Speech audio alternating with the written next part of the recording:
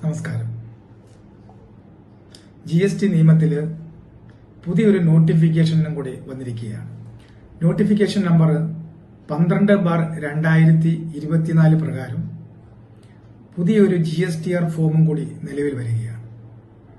August മാസം 2024 മുതൽ GSTയുടെ പോർട്ടലിൽ ഇത് ലഭ്യമാണ്. GSTR 1 capital A. നമുക്കറിയാം, ഒരു മാസം റിട്ടേൺ ഫയൽ ചെയ്യുമ്പോൾ GSTR 1 വഴിയാണ് ഫയൽ ചെയ്യുന്നത്. സബ്സിക്വന്റ് ആയിട്ട് നിലവിൽ ഒരു റിട്ടേൺ റിവൈസ് ചെയ്യാനുള്ളൊരു ഓപ്ഷൻ ഇല്ലായിരുന്നു. പക്ഷേ 53ാമത്തെ GST കൌൺസിൽ മീറ്റിംഗുമായി ബന്ധപ്പെട്ട് പുതിയ തീരുമാനമെടുക്കുകയും അതിപ്പോൾ നോട്ടിഫൈ ചെയ്ത് വരികയും ചെയ്തിരിക്കുകയാണ്.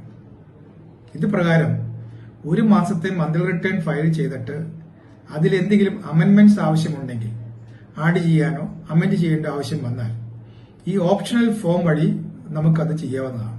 ഇതിന്റെ പ്രത്യേകതകളാണ് ഞാൻ പറയുന്നത്.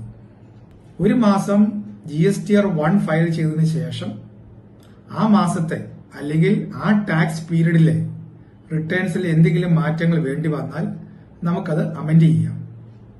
അമെന്റ് ചെയ്യാൻ ഒരു കാലാവധി പറഞ്ഞിരിക്കുന്നത് അതാത് പീരീഡിലെ GSTR 3B ഫയൽ ചെയ്യുന്നതിന് മുമ്പായിരിക്കണം.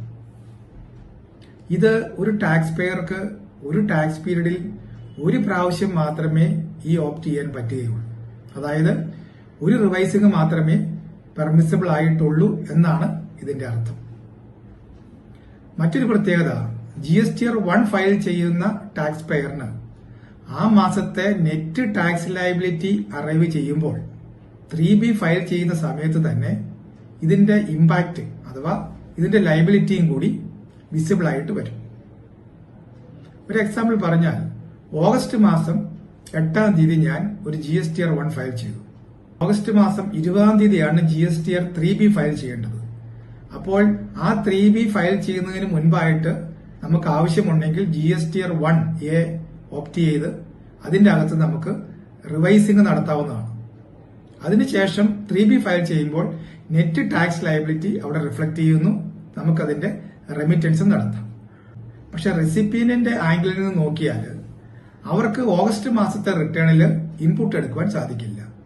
സബ്സിക്വന്റ് മാസം മാത്രമേ അവരുടെ 2Bയിൽ ഇത് റിഫ്ലക്ട് ചെയ്ത് വരികയുള്ളൂ. മന്ത്ലി റിട്ടേൺസ് ഫയൽ ചെയ്യുന്നവരുടെ കാര്യത്തിൽ ഈ നോട്ടിഫിക്കേഷൻ പ്രകാരം പറയുന്നത്, ഈ GSTR 1A വിസിബിൾ ആയിട്ട് വരുന്ന പീരീഡ് GSTR 1 ഫയൽ ചെയ്യുന്ന ഡ്യൂ ഡേറ്റോ or actual filing of GSTR 1 whichever is later എന്നാണ് പറയുന്നത്.